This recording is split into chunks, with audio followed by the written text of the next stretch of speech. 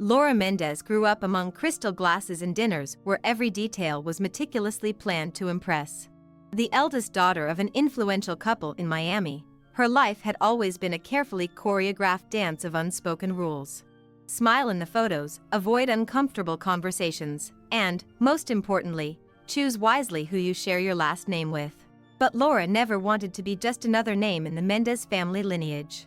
At 28, she had built her career without relying on family connections, proud of every achievement.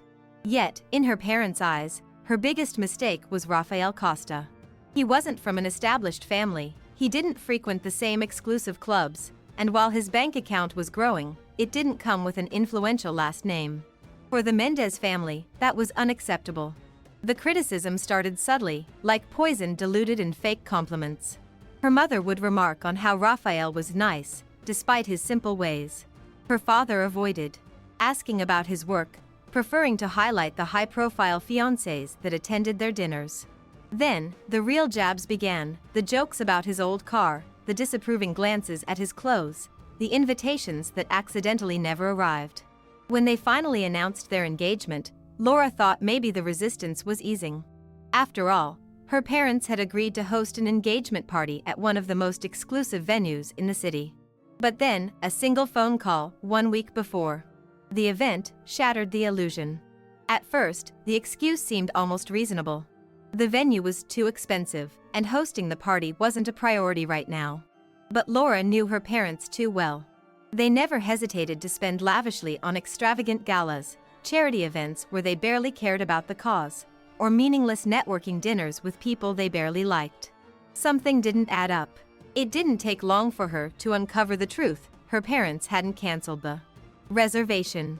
They had simply transferred it to her younger sister Mariana's birthday party, set to happen just 1 week later. Unlike Laura, Mariana was the perfect daughter. She never stepped out of line, never challenged their family's expectations. She was engaged to the son of a wealthy lawyer, a man whose last name alone opened doors. Her life followed the script their parents had always wanted: polished, predictable, and strategically beneficial. Laura stared at the event confirmation email, her stomach tightening. It wasn't about money. It was about erasing her and Rafael. Anger simmered beneath Laura's skin, a slow burn that refused to fade. She had spent years trying to balance between being the daughter her parents expected and the woman she truly was. But this was different. This wasn't just disapproval, it was erasure. They had chosen to pretend her engagement didn't exist, as if ignoring it would somehow make Rafael disappear from her life. For a moment, she considered confronting them, demanding an explanation. But what would that change? They would lie, feign surprise, tell her she was overreacting. No, she wouldn't give them that satisfaction. Instead, she made a decision: she would throw her own engagement party. A smaller, more intimate gathering, where every guest was there for them, not for appearances. No fake smiles, no forced pleasantries, just real people celebrating real love. It wouldn't be in a grand ballroom or an exclusive country club, but it would be theirs. And that was what mattered. When she told Rafael her plan, she expected him to agree without hesitation. He had always been pragmatic, the kind of man who moved forward rather than dwelling on what he couldn't change. But instead of nodding, he leaned back in his chair, arms crossed, a thoughtful expression on his face. "Let's go to Mariana's party instead," he said, as if it were the most obvious solution in the world. Laura blinked, sure she had misheard him. "You're joking, right?" she said, her voice sharper than she intended. "They'll humiliate us." Rafael didn't flinch. His gaze met hers, steady and unwavering. "They already think I don't belong," he said simply. "Let's go and show them who we really are." The night of the party arrived, and as Laura and Rafael stepped into the grand ballroom, a wave of suffocating opulence washed over them. Crystal chandeliers cast a golden glow over elegantly dressed guests, their laughter echoing against the marble floors. Waiters in crisp uniforms carried trays of champagne, weaving between conversations filled with names of people who mattered in Miami's elite circles.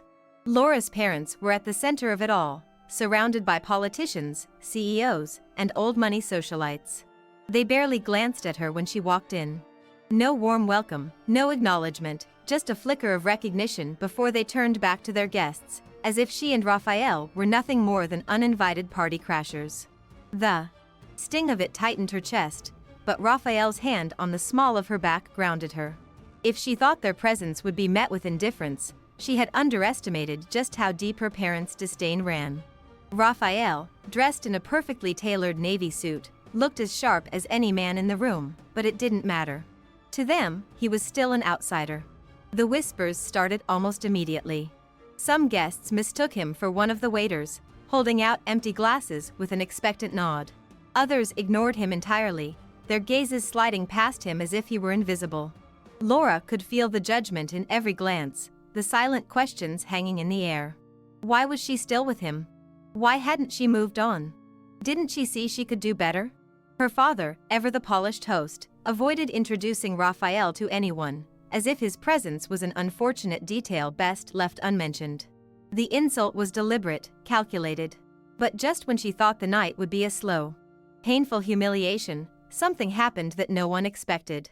Across the room, a man in his late 50s turned sharply, his eyes locking onto Raphael with unmistakable recognition. Eduardo Paez, the CEO of one of the largest tech firms in the country, paused mid-conversation, excusing himself from a group of investors. The shift was immediate, his posture straightened, his expression unreadable, but there was something in his gaze that hinted at curiosity, even respect. As he approached, Laura's father instinctively stepped forward, ready to introduce himself, but Eduardo barely acknowledged him. Instead, he extended a hand to Raphael. "Rafael Costa," he said, his voice carrying over the murmurs of the surrounding guests. "I've been meaning to get in touch with you. I didn't expect to run into you here." The murmurs grew louder. Heads turned. The man they had dismissed, ignored, and even mistaken for the waitstaff was suddenly the center of attention. Laura's father froze, his carefully crafted composure slipping for the first time that evening. "You two know each other?" he asked, his voice measured but laced with something Laura had never heard from him before, uncertainty. Eduardo gave a short laugh, glancing around as if the question itself was absurd. "Know each other? We've been in negotiations for weeks. Raphael just closed a deal worth $500 million for his AI startup." The room went silent. The same guests who had looked past Raphael moments ago now scrambled to place him. The same people who had dismissed him as unworthy were suddenly seeing him in a new light. Laura didn't move, didn't speak. She only watched as her father's entire demeanor shifted. The man who had barely acknowledged Raphael all night was now studying him like an asset he had failed to acquire. The transformation was almost comical. Just minutes ago, Raphael had been invisible. Now, Laura's father was all smiles, his tone dripping with newfound admiration. "Raphael, why? Didn't you mention your work before?" he said, his voice carrying the same forced warmth he used when networking with influential businessmen. "We should sit down sometime, I'd love to hear more about your company." Laura clenched her jaw. It was painfully predictable. The same man who had spent years making Raphael feel like he wasn't good enough was now eager to pull him into their world, not because he saw his worth, but because he saw an opportunity. Raphael, however, didn't flinch. He shook Laura's father's hand, but his polite smile didn't reach his eyes. "I don't usually talk about business at family events," he said smoothly. "I prefer to enjoy the company of people who genuinely value me, not just my success."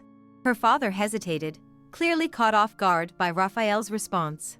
Laura's mother, who had spent the entire evening avoiding them, suddenly appeared by her husband's side, her expression unreadable but her intentions clear.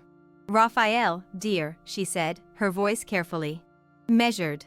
"Why don't you and Laura come by for dinner this week? It's been too long since we all sat down as a family." The hypocrisy was suffocating. Laura almost laughed. Too long? They had actively cut her out, ignored her engagement, and now, because of a contract worth $500 million, they wanted to pretend none of it had happened. Raphael met Laura's gaze, silently asking if she wanted to entertain this charade. But Laura already knew her answer. She had spent years craving their approval, twisting herself into a version they could tolerate. Not anymore. Laura exhaled slowly, feeling the weight of years of expectations pressing against her chest. But this time, she wasn't going to bend. She turned to her mother, her expression calm but unyielding. "You're right," she said. "It has been too long. But not because of us." The words hung in the air, heavy with unspoken truths. Her mother flinched, her perfectly manicured fingers tightening around the champagne flute in her hand. Laura's father, however, wasn't ready to give up just yet.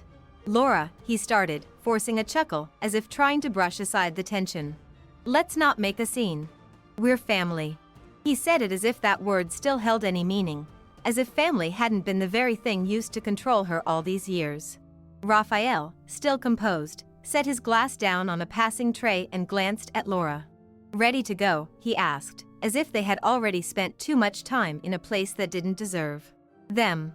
Laura nodded, turning back to her parents one last time. "You had a chance to be part of our lives," she said, her voice unwavering. "But you made your choice. And so have we."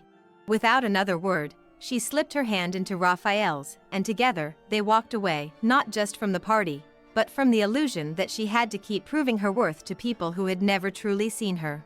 As they stepped out into the cool Miami night, Laura felt something shift inside her. For the first time in years, she wasn't leaving with regret.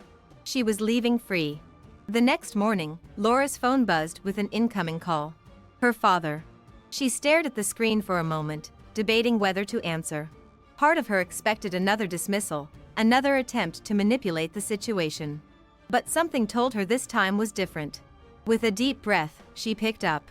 "Laura," he began, his voice stripped of its usual arrogance. "I was thinking. Raphael is an impressive man. I'd love to sit down with him. Maybe discuss a business opportunity." There it was. Not an apology, not an acknowledgement of the years of condescension and rejection, just an invitation wrapped in self-interest. Laura felt no satisfaction, no vindication. Just exhaustion. They hadn't changed. They never would.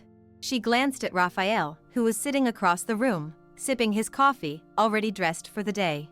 When she told him what her father had said, he didn't even look surprised. "Let's meet him," she said, watching Raphael's brow lift slightly in curiosity. "At the same venue where our engagement party was supposed to be." Raphael smiled, understanding immediately. It wasn't about revenge. It wasn't even about proving a point. It was about closing a chapter the right way, on their terms. Later that evening, they arrived at the venue, an opulent private club with towering glass windows overlooking Miami's skyline. Laura's father was already there, seated at a prime corner table, a practiced smile on his face. Her mother sat beside him, avoiding eye contact, while Mariana scrolled through her phone, feigning disinterest. The moment Laura and Raphael took their seats, her father got straight to the point. "I'll be honest," he said, lacing his fingers together. "Raphael, your work is impressive. I think we could find ways to collaborate. Maybe even form a partnership." Laura let the silence stretch for a beat longer than necessary before pulling out a folder from her bag. She slid it across the table. Her father frowned, unfolding the papers, scanning the first page. Then his face went blank. Raphael leaned back, watching the shift with quiet amusement. The document in her father's hands was the signed acquisition contract, $500 million, official, irreversible. Laura had let him read every last digit before speaking. "Raphael didn't change overnight," she said, her tone even. "The only thing that changed was your perception of him. And that's why you've lost the chance to be part of our lives." The weight of her words settled over the table like a thick fog. Her father swallowed hard, unable to formulate a response. Her mother stayed silent, hands folded in her lap, and even Mariana, always quick with a sharp remark, looked suddenly unsure of herself. It was over. The last thread tying Laura to their approval had finally snapped. Laura stood up first, her movements slow, deliberate. She didn't need to hear excuses, last-minute attempts to salvage what had already been lost. Raphael followed suit, his expression unreadable but firm.